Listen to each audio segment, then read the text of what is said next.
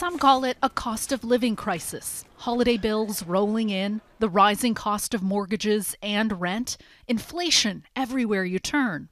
Inflation was bad for consumers, but it was great for CEOs. CEOs argued, look, it's not our fault prices are going up. We're just matching our costs.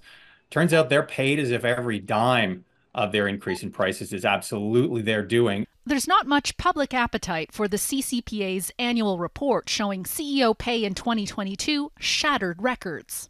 The wealth gap has gotten too far. And they're profiting off of the people. Top CEOs make more than $7,100 an hour. It takes a little more than 8 hours for them to make $60,600, the average annual pay.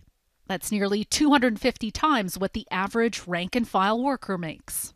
The pay gap between everyday people and CEOs has continued to widen since the 80s. The long-held argument is that the top job comes with an outsized amount of stress and needs to be richly compensated, or we risk losing top talent to international competitors. CEOs argue that they're in a hockey draft and that they all get in a big room and all the companies get in a big room and they have to bid for the top CEOs. And if they don't get them, then their company's going to tank. But data shows 75% of the time they're internal hires. Topping the list are CEOs from well-known companies, including Tim Hortons owner Restaurant Brands, telecom giant Rogers, Air Canada, and Galen Weston Limited, which controls Loblaw. Whether times are good or times are bad for the economy, and whether a company is doing well or doing poorly, it seems the CEO's salary just goes up and up. Notably absent from the list, women. Only 4 among the top 100 earners.